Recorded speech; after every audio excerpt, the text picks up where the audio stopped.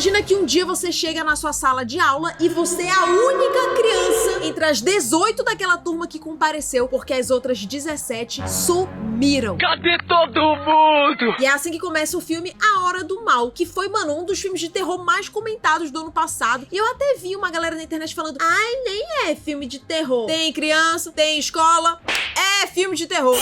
Mas eu sou obrigada a admitir que a cena das crianças correndo pra sumir parece um clipe de banda de rock alternativa dos anos 2000. Literalmente, né, Pedro? Eles colocam... Tem alguém coisa na minha porta? Thaísa?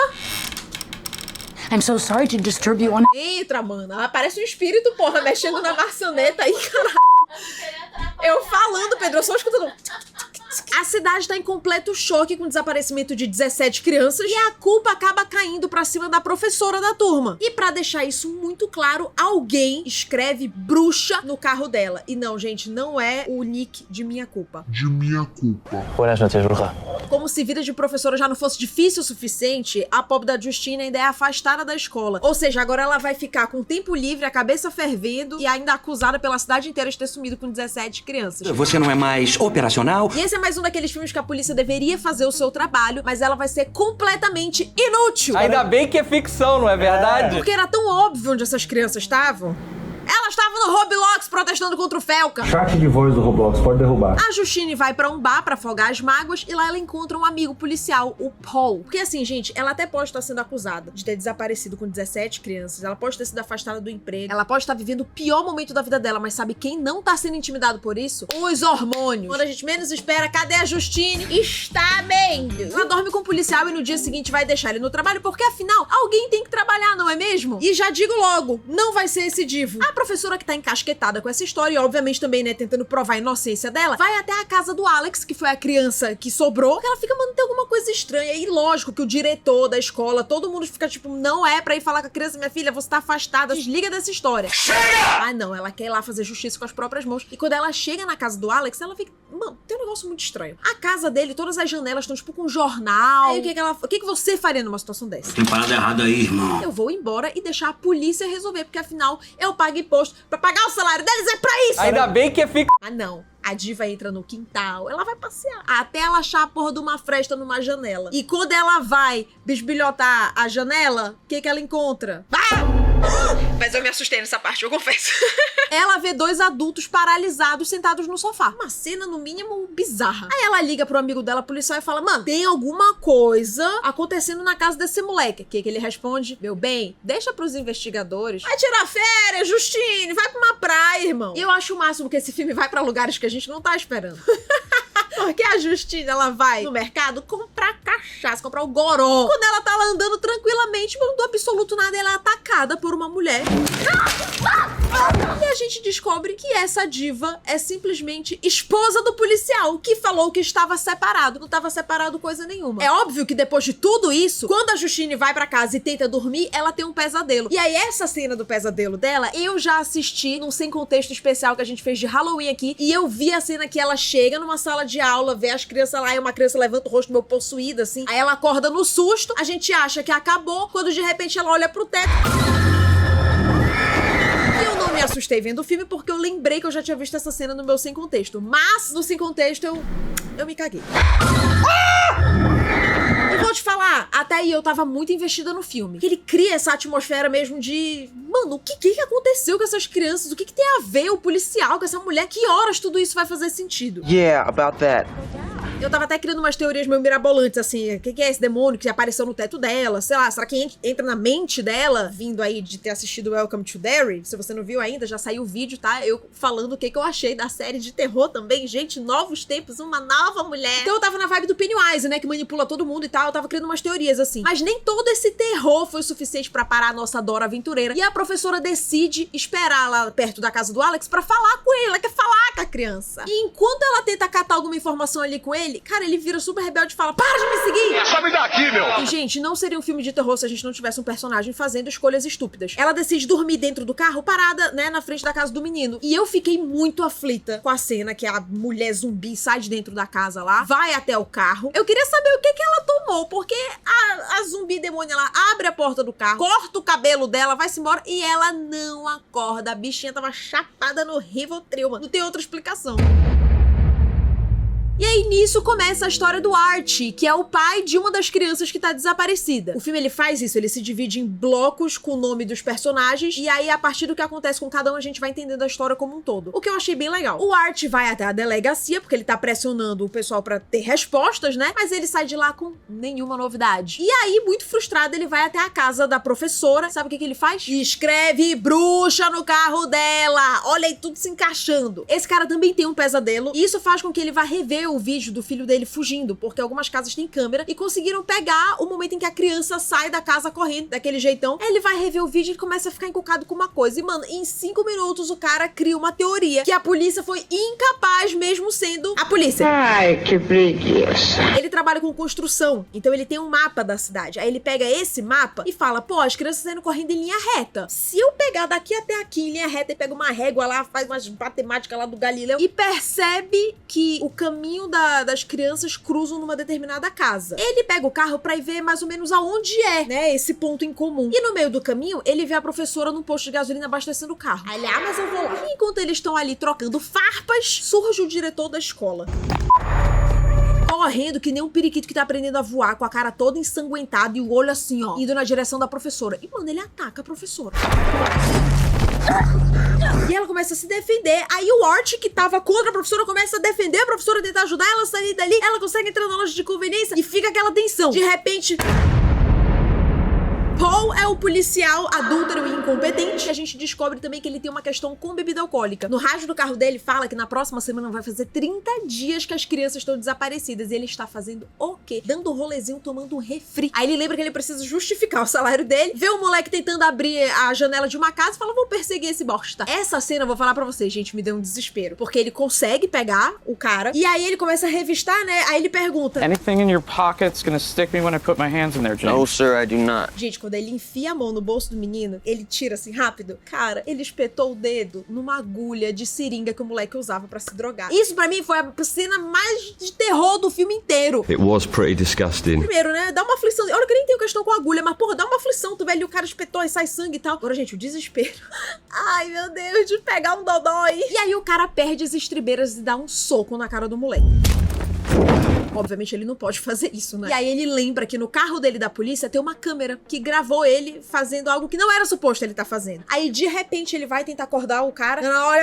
Olha só, é o seguinte, vou fingir que eu não vi o que você estava fazendo, vou te soltar, te deixar aí e você vai ficar caladinho, não vai falar pra ninguém o que aconteceu, nunca mais apareça por aqui e caso encerrado. Mas gente, o pior ainda tá por vir, porque o Zé Droguinha tá precisando de dinheiro pra comprar mais drogas, óbvio. E aí ele vê a casa do Alex, que tá com esse aspecto meio de casa abandonada, ele pensa, arrasei, vou entrar, vou ver se tem alguma coisa aí que eu possa roubar e vender, né? O que ele não imaginava é que ele ia entrar nessa casa e ao invés de achar coisa pra roubar, ele ia achar as 17 crianças que estão desaparecidas, presas num porão parado, feito um bando de zumbi. Ele eventualmente sai dessa casa, ele conseguiu roubar algumas coisas e aí só alegria, né, pai? Vamos na droga, né? Estourou o dinheiro dele, repôs o estoque. E nisso, no que ele tá lá negociando as coisas que ele roubou, ele vê um cartaz que tá escrito que estão dando uma recompensa de $50 mil pra quem encontrar essas crianças. Tem noção do quanto de crack o pai vai comprar com $50 mil? Isso é tudo que eu mereço. Aí ele vai até a polícia pra falar, né? Ô, gente, vamos negociar aí e tal. Só quando ele tá chegando na polícia, o policial vê o Paul, vê ele de lá e fala... Tipo, quando eu vejo minhas cachorras com coisa na boca. O que ele tá fazendo aqui? Eu falei pra tu sair daqui. Aí ele vai atrás, aí o menino sai correndo desesperado. Aí ele vai pra uma floresta, que aparentemente é onde ele mora. Ele tem tipo um acampamento nessa floresta. Aí ele tá lá, nervoso, né? Sendo perseguido pelo policial. E tem mais um jumpscare que aparece a demônia dessa tia Gladys no meio do mato, do nada. Aí ele se esconde dentro da barraca dele e ele fica, não. Você viu coisa? E assim, ele poderia realmente estar alucinando, né? Porque ele tava literalmente usando muita droga antes disso. Aí ele começa a ouvir uns barulhos do lado de fora. Deve ser a demônio, meu Deus do céu, que não sei o que lá. Aí ele pega 3 seringas pra se defender, gente. Quando abre a barraca, ele ataca a pessoa. Era o policial. Eu confesso pra vocês que eu dei uma gargalhada nessa hora. Porque assim, eu fiquei desesperada pelo policial, fiquei, mas... Gente, é tão absurdo que só me resta rir. E o policial só não mata ele porque ele começa a berrar falando que sabe onde estão as crianças. Vão até a casa do moleque. Estou prisioneiro, não vai escolher nada. E aí, meu bem, daí pra frente é só pra trás. Paul entra na casa e o Zé Droguinha fica pegando um chá de cadeira lá trancado no carro. E fica esperando, né? Quando já é noite, o Paul sai da casa, correndo meio que nem um periquito, né? A corridinha do periquito. Pega o moleque e leva pra dentro da casa. E aí, corte seco... Quem é Marcus é o diretor. Toca uma pros gays! Gente, o diretor tem um marido. Amei a representatividade, que não dura muito tempo. O Marcus aciona os pais do Alex porque ele recebeu uma denúncia de maus tratos. Então ele precisa falar com os responsáveis, certo? Só que quem aparece lá é a tia Gladys. A demônia que apareceu em vários momentos até agora. Como o filme saiu já faz tempo, eu já tinha visto vários memes, eu já sabia que ela era a tal da tia Gladys. Mas eu imagino que pra quem tava vendo a primeira vez, nessa hora deve ter ficado, oh, meu Deus, é a mulher que apareceu no teto da outra, na floresta, não sei o quê. Ela é uma figura bem exótica. E aí ela mete um papo de que, porque os pais do Alex não estão muito bem de saúde, por isso que eu vim pra cá, e eles não têm condição de vir na reunião, então eu tô aqui, mas pode falar o que você quer falar, fala pra titia. Sei que tu é do esquema e tá querendo me enganar. E o Marcos fica meio, querida, você, né, uma fofa, mas assim, eu preciso realmente falar com os pais dele e tal. E ela quer tentar descobrir quem foi que fez a denúncia e ele não fala. Vida que passa, o Marcos tá lá no final de semana com seu marido e eles estão vivendo, gente, o supra-sumo da alegria, do aconchego, do relaxamento de um bom final de semana. Eles fizeram lanchinhos, vão pro sofá ver televisão. Que delícia. The best thing ever. E aí acontece a segunda pior cena de terror do filme inteiro, que é eles estarem nesse momento de muito amor, de muito conforto no lar e chega uma visita, Gal! E então lá vai ele ver, quando ele abre a porta, não é a praga da mulher, mano. Ai, oi, doutor, seu Marcos, não sei o que eu tô passando mal, será que você não me dá uma água e tal? E, mano, e ele fica tipo, olha, não tô no meu horário de trabalho, querida, beijo, tchau, não vou lhe ajudar, não sei o que, só que o marido dele é, vai, não, venha, entra, beba uma água. Erros. No good deed goes unpunished. Pra beber água, ela recusa o copo e pede uma tigela. Só aí já é motivo de você deixar uma porta aberta, chamar um vizinho, sei lá. E enquanto ela vai falando um monte de asneira, gente, ela começa a fazer um chubirunei na tigela, pega um graveto, não sei o que lá. E quando o Marcos olha, ele fala, pera, é a minha fitinha que tá aí no seu graveto? E ela meio, aí corta a mão dela, o sangue assim. E eles ficam tipo, aí sabe o que eles fazem quando ela corta a mão dela? Não, vamos ligar pra ambulância, pega um pano pra ela. Pega um pano, irmão, liga pra polícia, olha que porra é essa que a mulher tá fazendo na tua frente. Eu sei te dizer que ela vai e quebra o graveto. Quando ela quebra o graveto, o Marcos fica possuído. Ela simplesmente faz ele matar o próprio marido, porque claro, se tem gay, o gay vai morrer, impressionante. E aí ele sai da casa correndo, no estilo periquito aprendendo a voar. E aí a gente tem a cena do posto, quando a Justine tava conversando com o Art no posto, e ele chegou, lembra disso? E agora a gente vê como termina. Que basicamente é, a Justine consegue se salvar e ele morre atropelado. E aí no hospital, o pai da criança e a Justine conversam, e eles meio que fazem as pazes ali, porque, né, ele ajudou a salvar a vida dela e tal, não sei o que, aí tem uma trégua. E ele mostra pra ela o que ele descobriu em relação ao mapa da cidade, né, que o caminho das crianças se cruza, não sei o que, e ela fica, mano, interessante, deixa eu te falar onde é esse ponto em comum aqui, a casa do Alex. Aí ele, então vamos lá. Já que a polícia não faz pau. Descansar, né? Que o cara não é de ferro. E aí começa a história do Alex, que é uma criança super tímida, super quietinha, que sofria bullying na escola e que um belo dia descobre que a família dele vai receber uma visita de uma tia que não tá muito bem de saúde e a mãe dele é a família mais próxima que ela tem. É a porra da tia Gladys. Ele obviamente fica com medo dela porque, assim... E ele dava certo, né, gente? Porque um belo momento ele chega em casa e os pais dele estão super estranhos. Parado, assim, meio sem vida, né? E ele fica tentando chamar um pai e o pai bicha muda, não fala nada. E aí, mano, aquela cena da mesa de jantar, que tá a tia Gladys na cabeceira, a mãe e o pai um de cada lado, ela fala, Alex, senta aí, deixa eu te falar, antes que tu saia por aí fofocando o que tá acontecendo aqui na tua casa, ela pega os gravetos dela, ela mexe e tal, não sei o quê. Mano, os pais dele começam a enfiar o garfo na própria cara, pô. E a criança entra em desespero, faz parar, que não sei o que. Ela fala, ó, isso é só pra você ver que se você falar pra alguém ou se você me desobedecer, eu consigo machucar seus pais, não sei o que. Mano, aí o moleque fica... Ai, que medo.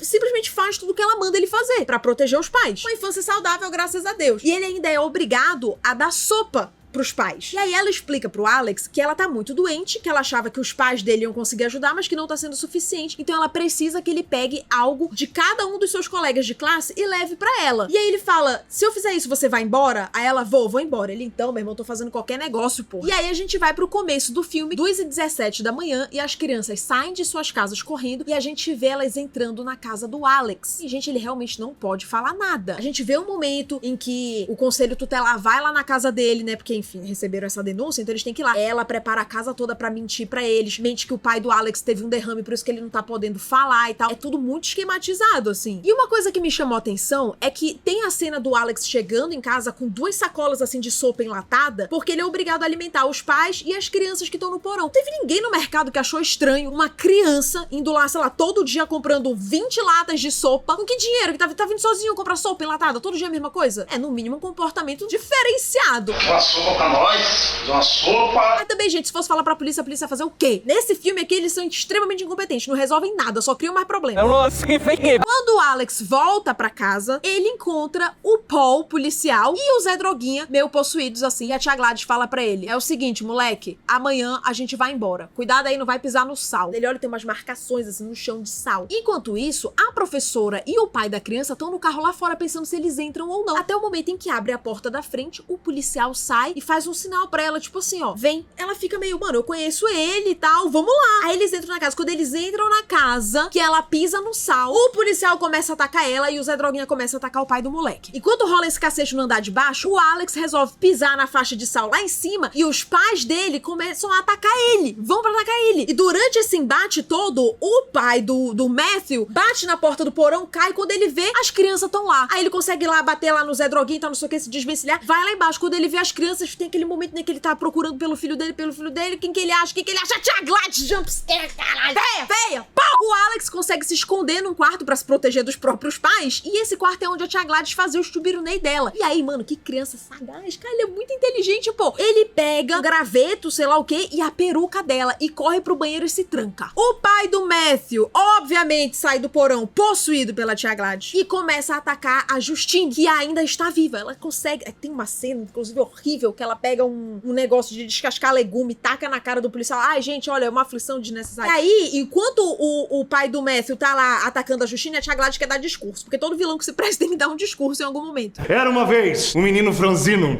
que morava numa fazenda aos arredores de Ohio. E quando ela ensaia começar a falar um negócio, o nosso pequeno gênio lá do banheiro enrola a coisa da peruca dela e quebra o graveto. E aí, meus amores...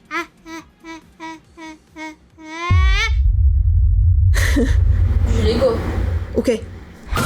Imediatamente, todas as crianças que estão no porão da casa saem de lá e começam a perseguir a tia Gladys. Da mesma forma como o Marcos perseguiu a Justine. E aí... Ai, gente. Vira uma pataquada, desculpa.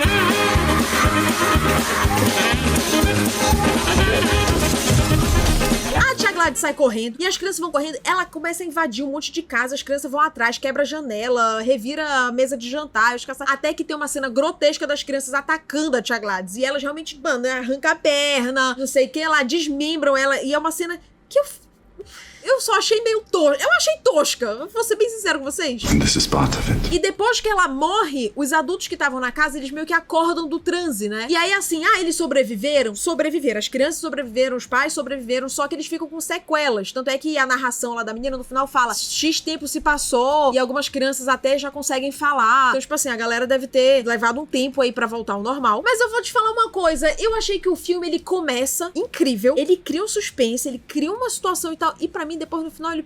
We both have the right to be wrong. Olha que sou eu falando, eu que, assim, tenho morro de medo de filmes de terror, não tenho costume de assistir, eu tava com medo de ver esse filme. É tipo assim, tá, ela faz isso, mas por que ela faz isso? It doesn't matter. Qual que era a motivação dela? Ela queria, sei lá, ser imortal? Por isso que ela precisava se alimentar, sei lá, mano, da alma dos outros? E por que criança? Ela é witch, a coisa? Doesn't matter. Não sei, eu acho que eu esperava um plot twist um pouco mais legal. Eu não curti muito esse negócio de só ser uma véia meio estranha que faz uns negócios estranhos e é isso. Se tem alguma coisa que eu perdi, me conta nos comentários se existe alguma teoria ou se eu deixei passar alguma coisa, sei lá. Mas no geral, eu não imaginei que eu ia rir num filme de terror não, gente, mas eu ri. E está entregue um vídeo sobre um filme de terror completinho aqui nesse canal. São novos tempos, então inscreva-se. Assim como esse review, teremos vários outros, não de filme de terror, mas de filmes um pouco mais felizes aí ao longo do ano. Além, claro, dos nossos reacts e tudo mais. Então, se inscreve no canal, deixa um gostei, a gente se vê no próximo beijo.